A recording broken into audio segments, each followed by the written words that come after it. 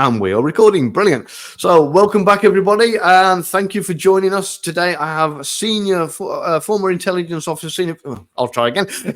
Former senior intelligence officer from the CIA, Peter Warmka. Welcome to the show. How are you? Thank you, Gavin, very much. How are you doing today? If I can untie my tongue, I'll be doing a lot better.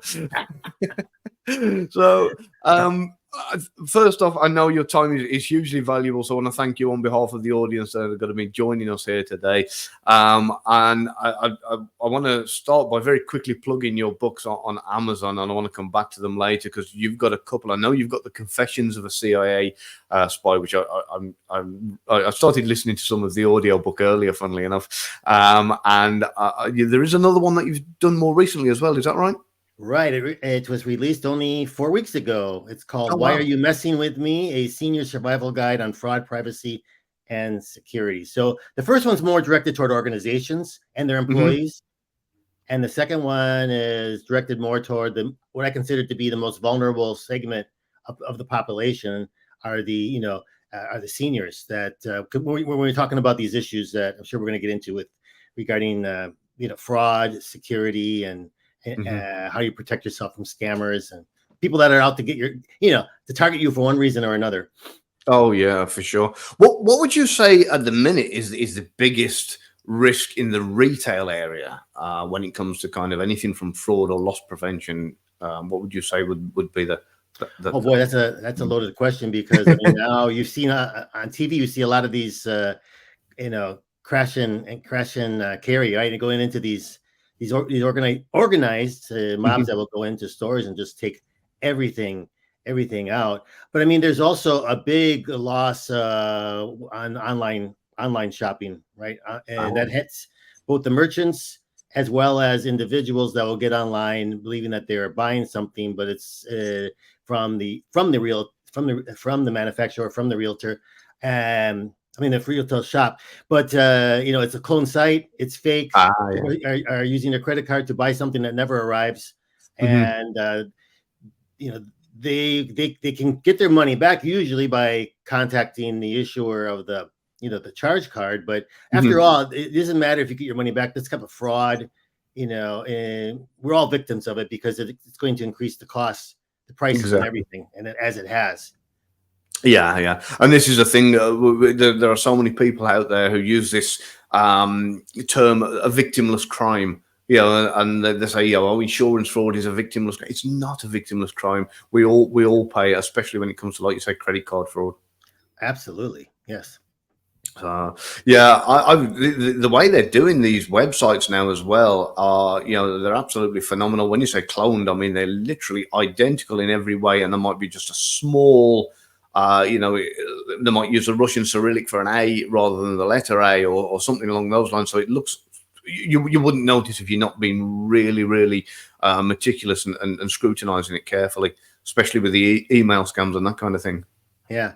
These especially during the holiday seasons, right? When people cyber Black Friday, Cyber Monday, when there's Christmas shopping, people will look online and they'll see the same product offered by a number of different retail establishments, and there's going to be one or two that are going to be like, the price is going to be, wow, that's a great price. And they say, that's the same product. I know that product. I went to a store. I held that in my hand. That's a great product. That's a great price. I'm going to buy it. And they place the order on his website. And one of the easiest ways is, you should be very, first of all, skeptical when the price is like 40% of what or 50% of what all the other merchants are offering it for. And then when the site has no really contact information other than a 1-800 number, there's no address for the company or anything. That's really evident, But people people get emotional and they get excited when they see a great deal and they think, I got to get this now. I'm going to lose out, on the opportunity. So they don't necessarily think about what this really could be. They just press the button and make the purchase and they're happy. And I've seen these things in action, ticking clocks in the corner and so many, 900 left, 720 left, 600 left, and they've got these countdowns. You go, I must buy it now. They're really pushing you to kind of, dial up with your credit card number or put your credit card number in really, really fast. And the truth of the matter is, ignore the clock, ignore the numbers, ignore everything. There's plenty to go around. People are not going to stop selling to you. You've got time to check it out. Go back. Absolutely. I mean, it's a social engineering tactic, right? There's several different types of influence factors in social engineering. It's all about psychology and getting people to do what you want them to do for you, right? Yeah, I love it.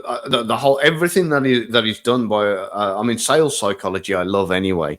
I remember learning about the decoy product with cinemas. Did you ever hear about that with the buckets of popcorn?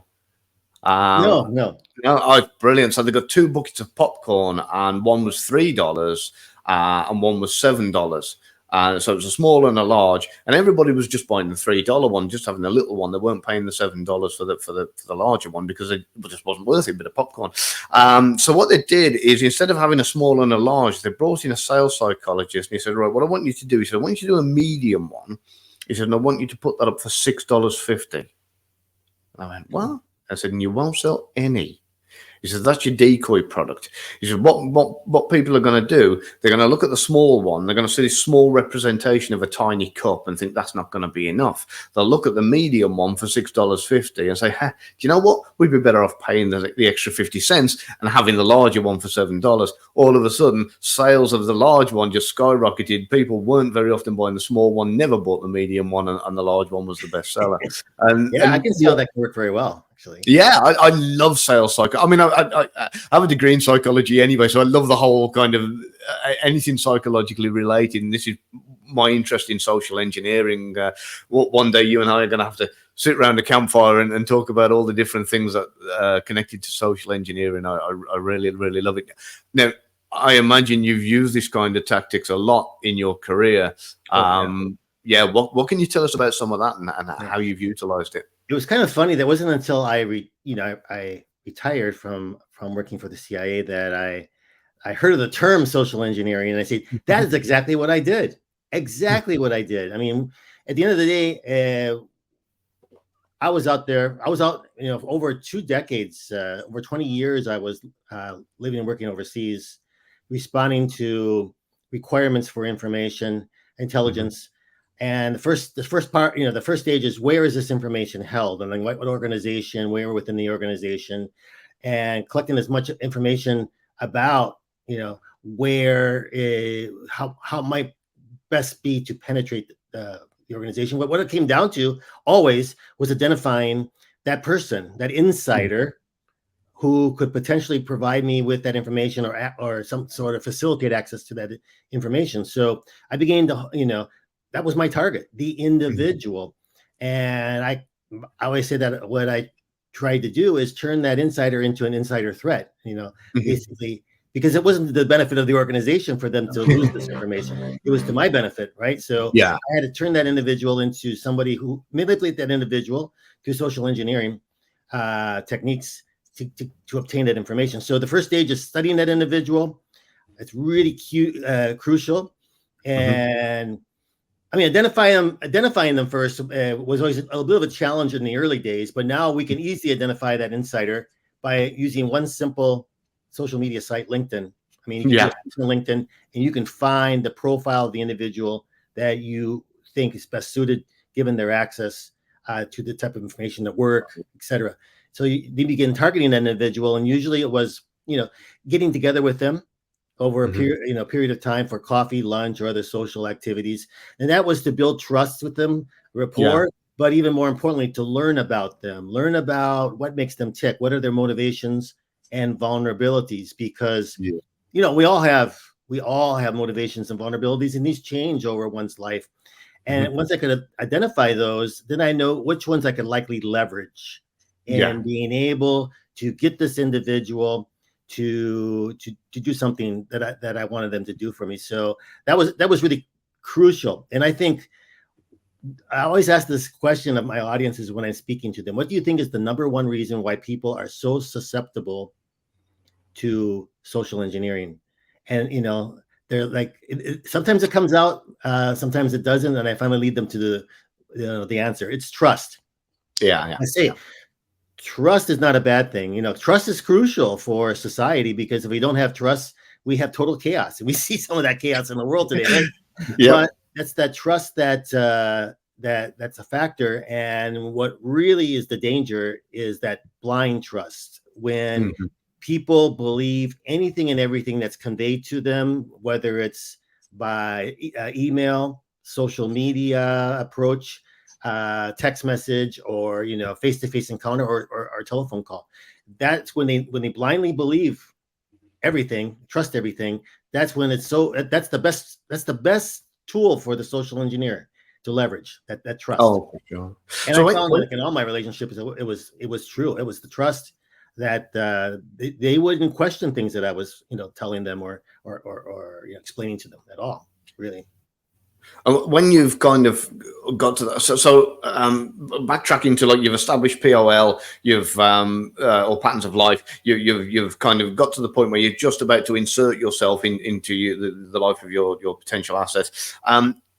When you get to that stage of the bump, how do you normally find is the most effective way for you to do this in a social meeting? Do you find it best to walk up directly and say, "Hi, my name's blah blah blah," and and introduce yourself, or do you do it gradually, or what's your preferred method and technique? It's a very good question, and there are a number of methods.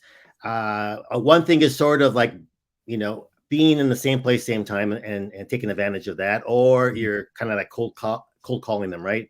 Trying to get them to come out to meet with you for lunch or dinner or with some pretext, right? I always felt that the cold calling is a little bit more difficult, but good salespeople, they're really good at cold calling as well. So it's a matter of studying that individual in advance, whatever you can. And I go back to today's social media, because you can look on their social media sites and you can learn so much about them and what might resonate with them, right? Whether it's a business activity or a social activity or whatever the case is, calling them up, engaging them in that conversation, and you got to build up that rapport and trust in a matter of a few minutes, and then trying to invite them out. What appears to be more natural, of course, is if you know where they're going to be and you happen to be at that same event. Trade shows, conferences are great for this. I tell people, you should be on your guard when you're out there, because you're walking around. People are more relaxed, right? They're more talkative. They're all wearing their badges with the name of their company. You're at Target in their name. Yep. Right. So you can walk around and easily strike up a conversation, kind of like you might know which companies, organizations are going to be there. You might not know the names of the individuals, but you can quickly go around and scope that out, and then look at a way that you can walk up to that person or strike up a conversation. Or maybe it's during the coffee break. People are going around, and it's easy to strike up that conversation. What I love, though, is trying to sit down next to somebody during that lunch, at a conference or a trade show. You got 45 minutes, pretty much uninterrupted time there, and that's usually enough to really be able to develop a bit of a relationship, to the point that you can say, let's get together for lunch or coffee or something, in a week's time or 2 weeks' time. And that's kind of like the beginning, right? And so it's getting in front of them at those type of events. Or if you know their pattern of life, the PLL, where they're going to be. They're going to a particular fitness center, or they're going to this area for happy hour. Things where they do have a pattern. And I go back to social media, pattern of life, Instagram. People always take themselves. They're at a restaurant. They take a picture of their plate of the food before they consume it. They're at the gym pumping iron, and they say, "Look at me," right? And and you can kind of figure out where they're going to be. And we organize what we call a bump. Bump into the person, right? They think it's just hapstance, but you start this conversation up. Things that resonate with them, topics that resonate with them, and that you finish that conversation. They think, "Wow, there's such great synergy with this person." There's a connection. Oh yeah, we talk about things that don't interest us at all many times. Interest them, and people love to talk.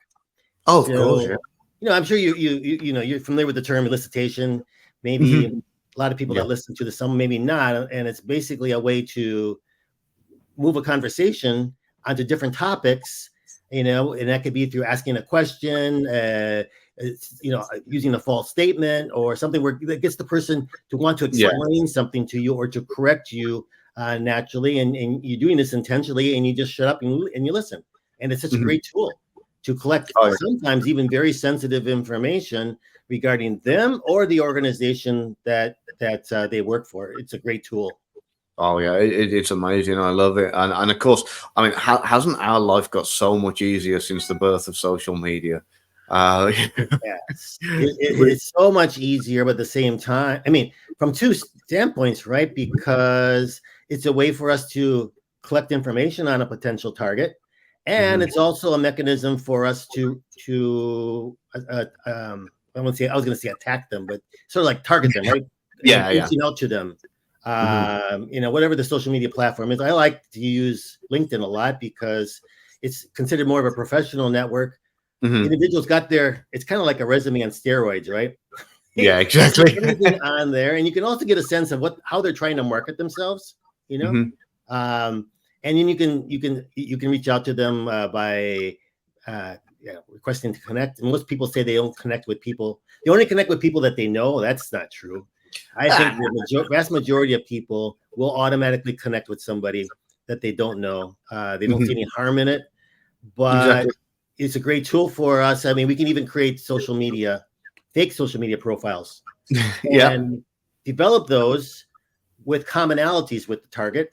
Maybe the same university, same association that they belong to, same, sports fans of the same teams, same kind of work that they do, or that also resonates when someone sees that this individual that's contacting them has something in common. They're more likely to connect, and it's a lot more effective than trying to reach out to somebody via email, right? We get emails, and unless we know the person or it's a really catchy subject line, we're probably say delete or trash, right? But with a profile, we see the picture of somebody, and we maybe even exchange a few messages, and those messaging features can carry those malicious links and malicious attachments just like an email can, but they're much more effective. And so, it can be used for spear phishing, or it can be used just to reach out to somebody and try to develop a relationship with them, right? To like recruit them if you're an intelligence service, or or hire them as a consultant to get the information that you want from their organization. It's only limited to our imagination, really. Oh yeah, I mean, social media itself, I love it. You were on about elicitation there. I teach and train elicitation from time to time, and one of the beautiful things that I come across with social media as an elicitation tool, by getting into an argument with the target from a catfish profile, or whatever you want to call it, the make-believe profile, and you can say, well, what do you know? Yeah, what do you know about financial services? I'll have you know, I'm the head of and I did. And then you say, yeah, so, and you think you're qualified, and you can get into, and they will try everything to prove themselves and their authority and their intelligence and experience, and they will tell you so much. It's phenomenal. You get all this information out of them, and it's all from a profile that doesn't exist. And then you can go the other way, kind of approach from the friendly side. It's brilliant. I love it. So, me too. Going back to what you were saying there about the POL and like the kind of the bump, me personally, I love that whole approach of familiarity. Being the gym, like you say, that it could be the gym, could be anywhere, the same time every week, and until they recognize you as being a regular part of their life, and that familiarity builds a safety that isn't really there. And then from there, it's just a case of like bit by bit, a smile to a wave to a hi to a before you know it, you're out drinking with them, sports bar or something. Yeah, there's really, I think you'd agree with me, there's nothing that replaces that face-to-face interaction. I mean, that is the best. But the way today with technology is not as good as far. I mean, there's advantages and disadvantages. That face-to-face is much stronger to build that relationship and probably get them to do something for you. Today, though, with the internet, we can have somebody on the other side of the world, in China or Russia, trying to target Americans. And they can do that from the safety of their home countries. And they can do that also using multiple personas, because I can develop a fake profile with one name and try to go after this person with some pretext, and for some reason it doesn't work out, right? But then I can go after the same person again with some other persona. In the real world, well, we did this overseas. Well, you do it once, and if it doesn't work, you burn yourself. Exactly. Yeah. You're done. So it's very different. But I think there's actually, from a targeting standpoint, it opens up a lot bigger, a lot more fish in that ocean, really. Oh, that for sure. are viable that we can get to today. So in some ways, it's a lot easier than before. But I think the quality, I mean, it's a little more difficult to develop them along the way when it's all virtual, but it still can be done. Oh yeah, and of course to dispel a few myths here, because there seems to be this kind of stigma to you say the word cybersecurity, and people visualize somebody with a bank of screens in a dark factory warehouse somewhere with a guy in a hoodie, hacking away with the latest technology, a screen of matrix zeros and ones and whatever else. And the truth of the matter is, it's not like that at all, is it?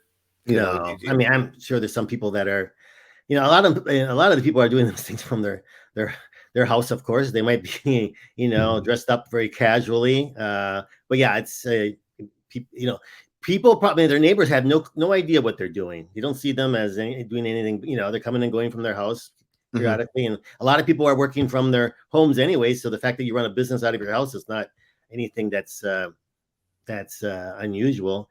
And so it's very easy to conduct these things. I lost my train of thought there. I'm sorry. Cybersecurity in general, there seems to be a lot of myths and a lot of like I said, stigmas attached to how people visualize it. The truth of the matter is, people say, "Oh, it doesn't affect me. I'm just an average person," or whatever the case may be. And it really genuinely does, because it's not just about you and your life. It could be anything from the company you work for, who you're related to, who you've got access to. There's so much that sometimes people don't realize. And, and then afterwards, I mean, so I'll give you an example. I was hired a while ago to get what I could on the cyber intelligence or the cybersecurity specialist at a well-known bank here in the UK. I'm not going to say which bank it is because it would be embarrassing for them. And this guy, he was locked down tight. He'd got his LinkedIn profile, but there was next to nothing on it. His role, and I think where he went to school, and that was roughly about it. There was 4 or 5 people with the same name on Facebook, but the profiles were either photoless or whatever the case may be. And on the internet in general, you could only find X bank, he is this particular position, and that was it. And like I said, there was that was it. That was where the photo was. The one photo was actually on the bank's website, not his LinkedIn. He got his LinkedIn locked down. And the way I did it, I actually found his wife, because his wife's site on Facebook was wide open. And there was photos of him and the kids on holiday, and there was the mass of information. And all I did was I went off the surname, and I just did a lot of scouring. It took me a long time, but I eventually managed to cross-reference the photo of him in one of the family photos on her profile with the photo of him on the bank, and that was it. The intelligence I gathered and the amount of information I gleaned from there on out was unbelievable. I had a dossier this thick to hand over and say, "There you go," and they couldn't believe it afterwards. Or like, wow, we couldn't get anything. So, yeah, there you go. That's a perfect example of it's the wife, not the guy himself. Oh yeah, that's the first place I go if I find that someone seems to be locked down and not very much information available on them. I will take a look at their significant other and if they have children, because many times they're much more less concerned with, I guess, privacy and security on their accounts. But, it makes a big difference. I just find that people in general first of all, they don't think that something's going to happen to them. And like, it won't happen to me. It's not until it happens to them or happens to somebody very close to them, they realize, whoa, that could happen to me. For example, what I do sometimes during presentations is, in advance, if I know names of attendees, I will use an avatar to connect with them in advance, 2 weeks in advance.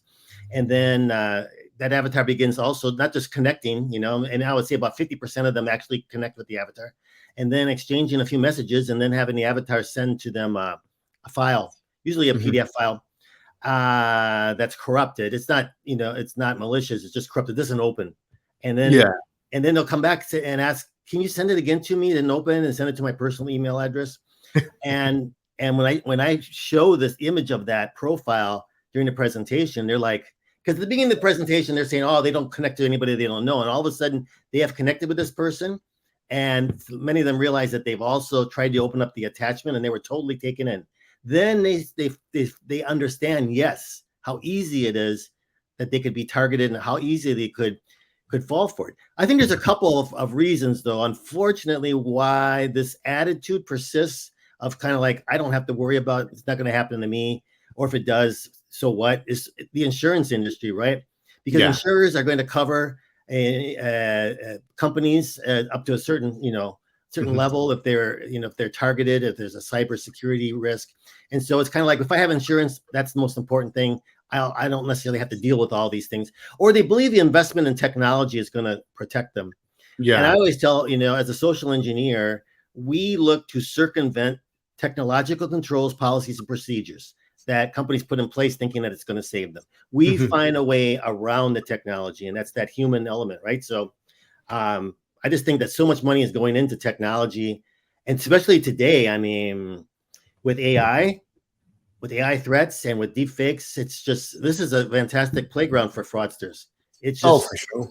It's like steroids for criminal activity. I mean, even you said about all this time that you spent in trying to research, right? And I know it's very time consuming, but you can take some of not that ChatGPT is going to be able to do this for you now, but the technology is there. They put guardrails and not allowing you to research individuals unless it's like a politician or a celebrity, right? Yeah. But take those guardrails off. The technology is there to pull all this data together regarding individuals, and it's very quick.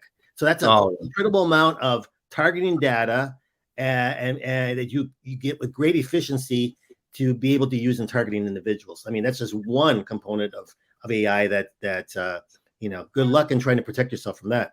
The information's out there. Yeah. Oh, definitely. And I mean, it'll never be as good as the human eye. Because there are things, I mean, especially such as yourself, people like me and one or two others who are in the game, we do things where we will look at the social media kind of photos that you've got on there. We might spot something in the background, like an above ground pool or some kind of structure, and go, okay. Then we'll look on Google Earth and go, there's that, and before you know it, we're building this picture of we've now got your address, we've got your exact location, we've got we can build out from there. These are the things that a lot of the AI is good for getting what's in black and white, matching up a photo to a photo or words to words and that kind of thing. But it doesn't necessarily look at a particular photograph and say, hey, what's that in the background? What's this here? And what can I see this on somewhere? So mixing and matching is a whole. Not yet, but not yet. It could go there eventually. But it's just, whether it's the collecting of the information or actually the means of reaching out to people. I just love now, I've always loved vishing, the use of the telephone, because you get the individual online and you can sort of like monitor where that conversation is going. If they are buying into it or if they're asking you questions, I mean, you can address those and you can kind of keep them engaged versus if you send them a text message or email or whatever, you don't really know. You don't know, first of all, necessarily if they saw it, or you might, and you don't know how they're going to react to it. But when you call them up, you can pretend to be whoever you want to be. And credibility is so easy to build today with spoofing the caller ID number. So they believe that call's coming in from, another employee of another branch office, or you're adding the voice cloning, and that is super powerful today. A lot of companies are getting taken by these types of frauds. Someone's calling in and using the voice of the boss, and getting a wire transfer or calling in and pretending to be a client or whatever, and getting very sensitive information regarding the account. And it's also, I write about this in my book also for the seniors. I mean, the grandparent scam is huge. It's like the second largest scam that and regarding the amount of money that's taken, because they believe when they answer the phone, they believe it's their grandchild, that's in distress calling, because it's the voice of the.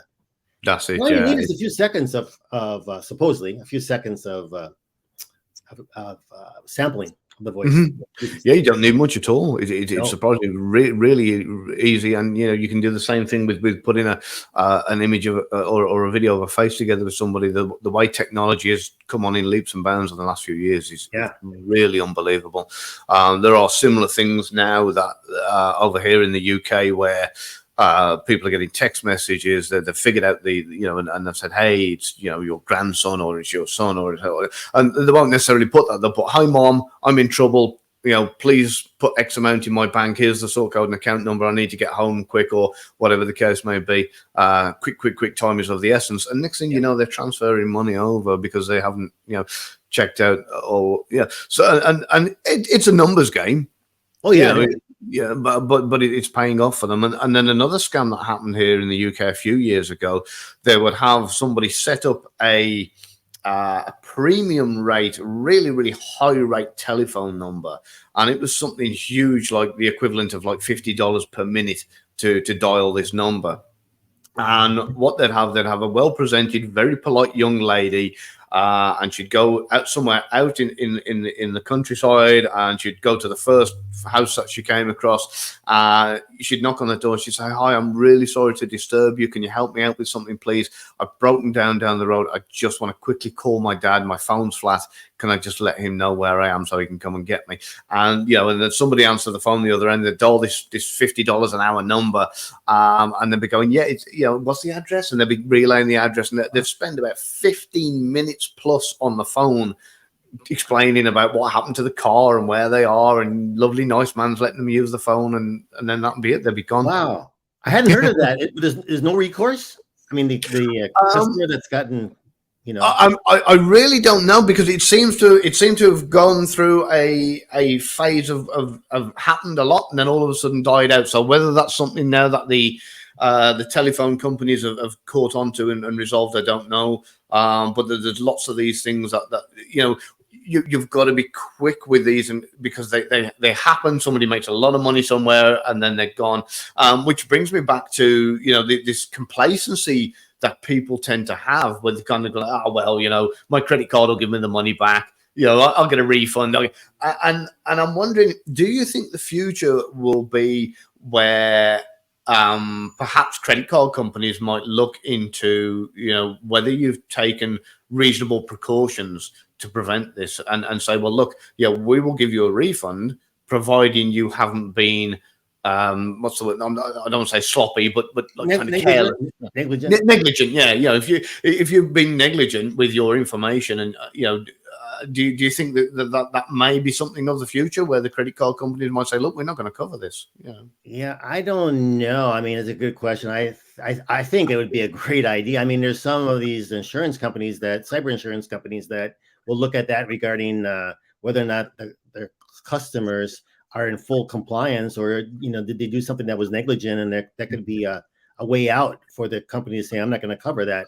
And on a one-on-one individual level, it's a little bit more dangerous. It's a problem that whether it's a company or an individual, it's sort of they want to maximize the experience. They don't want to put many things in place to sort of enhance the security of a client's account, or what and unfortunately, security is not convenient, right? But that's right. It's not convenient to be a victim of identity theft either. So I mean, where do you draw the line? But I think there should be, put this way, at a very minimum, much more awareness that's fomented by, first of all, I think government entities in creating this awareness in the general public, and I think some of them do that already somewhat. But I think even the commercial organizations, whether it's a financial sector, insurance company, a bank, whatever, also need to have programs in place to inform their customers, their clients, of the different types of schemes that are out there to protect them. And they should. We spent years and years and years generating wealth, right?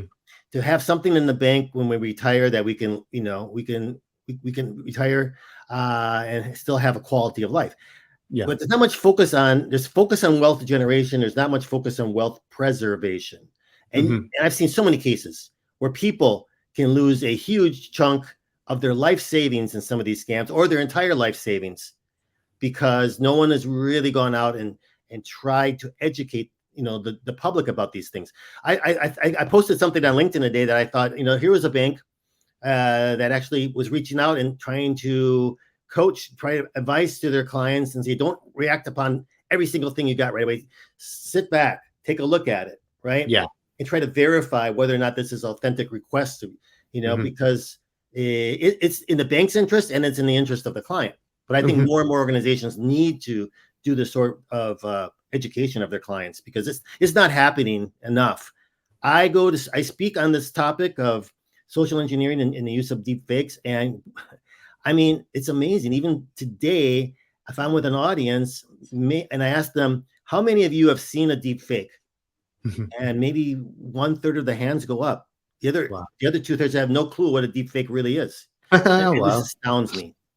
Wow. It just astounds me, because the information is out there. The information's out there, right? But not many people are really following it or aware of it.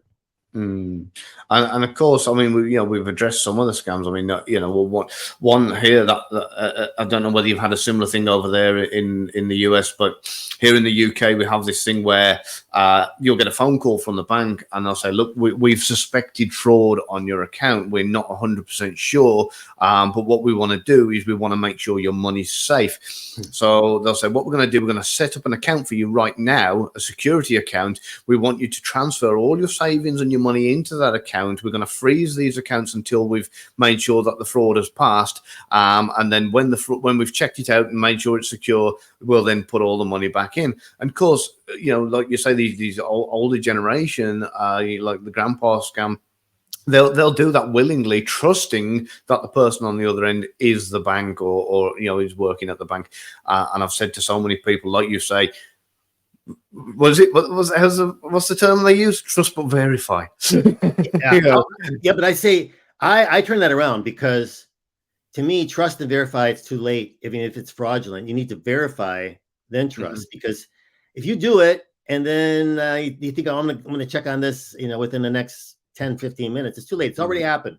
Oh yeah. Don't do anything first. Make sure you can trust the person on the end, but verify before you do anything. Verify that is genuinely them, even if that means saying, look, in the nicest possible way, I don't know who you are. You've just called my phone. I've done it myself. I've had people call me and they said, hello, is that Gavin? I said, yes. I said, can I take your date of birth? I've gone, no. I don't know who you are. I know. And these people, they call me. I don't care who they're from. They'll turn around and say, look, before I go any further, I've got to get you through security and ask you a few questions. I'll say, well, no. I'll tell me where you're calling from. And it's really ironic. They want to verify that you are the account holder, right, or whatever. It's like, you're calling me. I know. I had a call like that 2 days ago. It was from a pharmacy under the medical plan that I have. And it was a record. I mean, it was one of these robotic calls, and the first thing they want to do is verify my date of birth. And I just hung up on him. I said, "No way! That's insane!" And it's so easy for them to set up that kind of scam, right? So easy for them to do that, and I'm sure they get a significant percentage of people that will fall for it. Oh, for sure. And of course, it might be your bank, it might be your pharmacy, it might be whoever. Right. It might be real. Yeah, if it genuinely is them, they should have absolutely no objection to you saying, thank you for your call. I'm now aware you want to contact me. What I'm going to do when I hang up, I'm going to go and Google the number for whichever company it is, or pharmacy or bank, and I'm going to call you back. Can you give me a reference number, please, or whatever the case may be? And then if you ring them back, if it was genuinely them and you've got their genuine number, then fine, no problem. And if it wasn't, then at least you're aware of it and nothing sinister has happened. Yeah, absolutely. I want to go back to the grandparent scam Sure. And when someone calls in, a family member in distress, what I highly recommend to people, like families, talk about this issue and set up a code word or a code phrase that if this is an authentic call, authentic emergency, we're going to use this word in that conversation. If that word or phrase does not surface, then this is fraudulent. And that's one way for Yeah. families easily protect themselves from that type of threat, and I've heard of some people actually trying to incorporate that now into their families, right? Talking about it, maybe even doing a test case to kind of like reassure that people remember that this is the case. I have a very similar thing with my daughter. We have a safe word, so I know that she's all right if I call her or whatever, for very similar circumstances. And we also have a danger word, so that if ever she's in a compromising position and somebody was to say, look, I know you and your family have a safe word, and make sure you say the safe word. She says the danger word in its place, and I know that she's compromised and has a problem the other end and can't speak freely. So she's under duress or whatever the case may be. So and it's a very, very great system to put in place. It really, really is. And I mean, I could. There is so much we could cover, especially when it comes to social media. And the one bit of advice I give a lot of people, you might be able to go a step further than what I can, but I say, you don't have to stop posting everything on social media. You can still post pictures of your lunch. You can still put your holiday snaps on there if that's what you want to do. But what I generally tend to do is say, do it when you come back. Right. Take your holiday photos, and then when you come back, that's when you post them. Tell people where you've been, not where you are. Because so I can see you nodding because I know that you're probably thinking the same. Well, there was even unfortunately, this happened, and it was like maybe 2-3 months ago. I still remember that. I think it was a rapper or something that was having lunch with his girlfriend, and he had enemies. I mean, he usually would be wearing a lot of jewelry and things like that. Yeah. And so the girlfriend took a picture and posted it right up, up that we're here, and within like half an hour, this group came in and they assassinated him and took his gold chains and everything. Wow, literally, bloody hell! I mean, that's a perfect example, of how vulnerable we are making ourselves through social media, checking in here, photos of what restaurant you're at, or, and this is why I say all the time, never announce your moves before you make them. My cousin did exactly the same thing. She had a holiday countdown on social media, and every day she'd post 39 days to go till I'm in the Bahamas, and this went on until eventually she went on holiday and came back off holiday. Her house was empty. Gosh, the burglars had gone in and taken everything, and she called me crying, saying, what do I do? I said, well, the first thing you do is learn your lesson. Next time, don't tell the world that you're going on vacation and your house is going to be empty for 2 weeks. I know. People have this tendency, they want to, they're thrilled about they're going on a vacation. They want everybody to know about it, and they think it doesn't have as much value of telling them later. It's got to they got to share that their experience at the moment, right?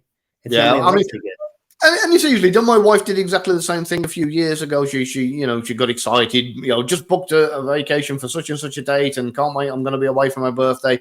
And I said, get on there right now and edit it and tag my brother in it and put in a big thank you to Aaron for offering to house sit while we're away and feed the dogs. It was. You can still post things. I'm not saying don't post things, but generally I'll say, wait until after the event, post where you've been, not where you're going or not where you are, because there are just too many ways that people are made vulnerable. I've even seen it with people, posting rant statuses online where they go, I spent half an hour on the on the phone to Wells Fargo this morning, and and you go, oh great, now I know you bank with Wells Fargo. So what would be for the average everyday person, what would be your kind of biggest piece of advice when it comes to social media? Well, I mean, I know people that they keep away, they stay away from it and they don't feel like they need it, and that's great. And I find other people that need it. I find a lot of business people, right, that feel like they need. Like, I'm not crazy about myself. I don't really like social media, but I use a lot of it for commercial reasons, right? And so I feel like it's a necessity for me. Otherwise, I wouldn't be on it too much. But I see other people that they enjoy it. They enjoy it. It's a way to socialize. It's a way for families to know what's going on, in each other's lives. That's all good. I just think it's got to be very, very careful about really what are you sharing, the information that you're sharing. Is it something that could be turned around and used, used against you. Mm-hmm. But then again, I'm looking at a lot of personal information is out there already. Yeah. You think about all these breaches, and almost all of us have been probably suffered the consequences. I think almost all of us have suffered the consequences of breaches, where our PII, personal identifying information, is out there. It could be used by somebody. So that we can't really, we can't take that information back. We have that vulnerability. And so I just think what becomes more important then is taking a look at, if there's someone that's trying to target us for whatever activity it is, for mostly likely for fraud. If they're trying to target us, they have to approach us. It's not going to happen when we approach necessarily somebody else. It's going to happen when somebody approaches us. They could have studied us. They could have developed this perfect pretext for who they are and why they're reaching out to us. And there's a we got to look at what are the modes of communication today for them to do that. It can be that email. It can be that text message. It can be that social media invite and corresponding on social media. It can be that phone call, or it could be face to face. They could have studied us. They are ready to respond to the questions that we ask, but we have to be careful. And all right, what does they ask?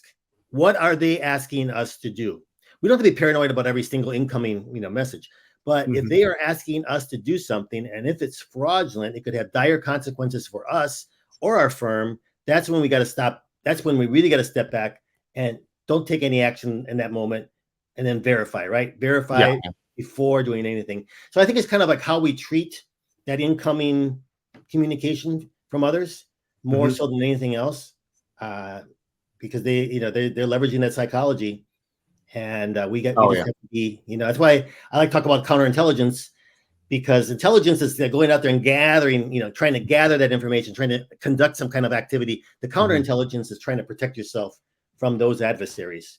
So it's kind of countering those types of targeting tips. Oh yeah, and it's so easily, especially with the likes of LinkedIn, where so going back to what you were saying earlier about we accept connection requests off people we don't know, because let's face it, the whole idea of a networking site is to network. We don't know what they've got to offer, what we could offer them. It could be a future customer, an future employer, employee, whatever. So this is the whole purpose of the likes of LinkedIn and these kind of things. So the chances are, if somebody sends you a connection request, most people are going to accept it, and vice versa. Now, with that in mind, you do have to be aware of what you're sending to them, and what you're, like what you were saying there, the information that they want from you. They could approach you possibly as a prospective employer, and next thing you know, you're sending your resume off and all sorts of information, and and like you say, they're using like a sock puppet account or something to gain huge amounts of information, and so again, is there anything that you would advise people to look for when they're looking at somebody who's given them a connection request, in particular, that you'd say, this doesn't marry up, or this is a common theme amongst people who are using fake accounts? Well, this whole thing about fictitious or fake job offers or job possibilities is huge. And there's a whole gamut of them trying to just collect information on you, or trying to get you to maybe pay for some training or service, or this thing's been going on for a long time here, where they will send you you need to procure some equipment, right?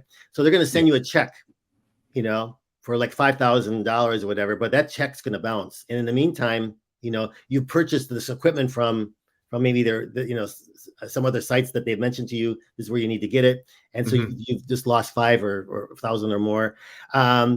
But there's also this has been around for a long time. And it's used in the intelligence world, it's used in the criminal world, where it's a great ploy to target people as a potential recruiter. Reaching out to them. I've seen your profile on LinkedIn. I've seen your resume on Indeed or Monster.com, and we think you'd be a great fit for a position we're looking to fill with one of our clients.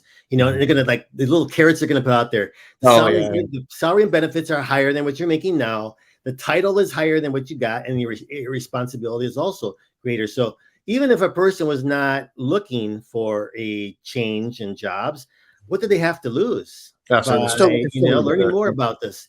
And so they will agree to get together outside of the office to meet with the executive recruiter, who is actually a social engineer. And, they go through a normal set of interview questions, also some elicitation. And at the end of the day, at the end of the hour plus conversation, the social engineer has a tremendous amount of information about the individual and potentially about their company that they work for, information that could be very, very sensitive. It could be a one-time collection effort, or they might, meet a couple of times just to collect information that they're going to use against that company, to target that company. Or it could be kind of like, stringing this individual along. Well, that opportunity, fell through because the other candidate got it, and there's another opportunity, and that one unfortunately fell through. You were, competing with one other individual, and that person becomes, wow, very frustrated. Didn't realize the job market was that difficult. And then the social engineer says, you mentioned to me early on in our conversations that one day you would love to be an independent consultant in the industry, a freelancer in the industry, after you gain some additional experience. I think I found a great opportunity for you to cut your teeth on. There is actually a client who's interested in someone as a consultant in the industry that they're working in, and they're this you would stay in your current position with your benefits and everything, and this would be added income for you, maybe $2,000-3,000 a month more, tax free. And all you have to do is meet with the client once a month, or send the information that they need, and eventually it's first of all not information that's really, really that sensitive, and they become accustomed to receiving the money, and the requirements are increasingly more sensitive, and the compensation also, and so they begin to incorporate that into their standard, their standard of life, and they can bring this information out, and it's not like a normal IT breach, right, where you might see that someone made an intrusion into the company. This information is coming out, and companies don't realize that they're hemorrhaging this information. And in most cases, if done correctly, they will never know. Even when eventually the relationship is terminated, they will never, ever know that this has happened to them. And it's very effective. And that's also through an approach of a potential recruiter. Yeah. Now, your company actually specializes in preventing this, if I'm not mistaken. Is that right? And that's counterintelligence services, and a lot of it has to do with awareness training. For not only the executives, but for the employees throughout the organization. There's a lot of different things depending on where they work in the organization. They need to understand. Where I start out really is understanding who are the threat actors and what are their objectives. Right? You have to understand your enemy to defeat them. For sure. And so we look at that. We look at the methodology then of how they collect this information to conduct the targeting, and how they will analyze individuals, assess individuals, and how they will use a variety of different social engineering techniques, which are constantly evolving, right? Oh yeah, and that's the other aspect here is you can bring everybody up to speed with what the latest fad is, or what the latest trend amongst criminals, or people gathering intelligence. But by the time you've got everybody on the same page, it's changed another twice again to the next thing. And Gavin, what really irritates me, and I mention this a lot when I'm giving presentations, the way that this sort of cybersecurity or social engineering awareness is kind of like put out there. And I think a lot of it's done maybe leading by organizations that say you need to have this compliance in place, right? So it's called compliance training. It's a once a year exercise typically, where employees will watch a series of cheesy videos. I'm sorry if I offend anybody, but cheesy videos, and then answer questions. And if they get 75% or more correct, then they complied. If they have, if they fail to get 75%, they can take it again and take it again. And they're multitasking. They're doing all other kinds of things. Are they really listening to what they're doing? What they're learning? Are they absorbing it? They print out their certificate of compliance. They send it to their boss. The boss gets it from everybody that they're responsible for. They send it to their boss, and they say, we are 100% in compliance. But the employees really haven't. They don't see the value in this training, other than they have to comply to maintain their job. I think it's totally upside down. I think a way for companies to approach this issue is to provide training that is seen as a benefit to the employees because, first of all, these employees can use it for their own financial security, protect themselves and their loved ones from financial fraud that can be targeting them directly. Once they understand what this is and how they can, how they can protect themselves, it will carry over to how they conduct themselves in the workplace as well. And so I think that's how it really should be approached. But, it's just once a year. They don't really absorb that much. And as you mentioned, it constantly evolves. So yeah, it's like the things that are happening. I've never seen that before. No one ever mentioned that before. And I've never thought that could happen. Mm-hmm. Yeah. Yeah. They weren't thinking. And again, for anybody watching who's been through any of this or has experienced any of this, please put it in the comments. We'd love to hear from you. We'd love to know, what's going on around the world. There might be stuff that even I'm unaware of, you're unaware of, and and if we can kind of get it brought to a stop before it does any damage, then then please let us know. So, absolutely. And your company, we've got this right, it's called Counterintelligence Institute. Is that right? Correct. And you're based in Florida? We're based in Orlando, Florida. Orlando, I'm not far. I used to live in Miami, and okay. I'm really missing Miami right now. Believe me. So yeah, I mean, so we're almost coming up to the top of the hour, and there's so much we could speak about. I could do this for for hours. It's such an interesting topic. So, first off, Peter, would you come back and join us again at some point? Absolutely. No, I appreciate it, and I hope that your listeners find value in this because as you can see, I have passion for it because I spent a better part of my career using these social engineering skills, and I want to help individuals to protect themselves from fraudsters that are using them and trying to attack them.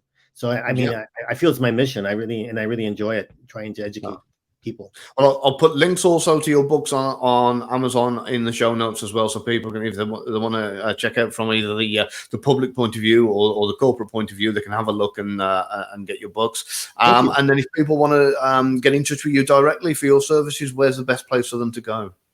Well, to the website, counterintelligence-institute.com. It's kind of long, but it's easy to remember, right? And you can also send an email to me directly if they want to. It's pgwarmka@counterintelligence-institute.com. Okay. Or LinkedIn. Probably the easiest way, look me up on LinkedIn and reach out to me. Absolutely brilliant. Thank you once again for joining us. And I've thoroughly enjoyed it. It's been so easy to chat to you. So you can tell what you used to do for a living. Thanks, guys. I appreciate it. You have an awesome day. Thank you. All right.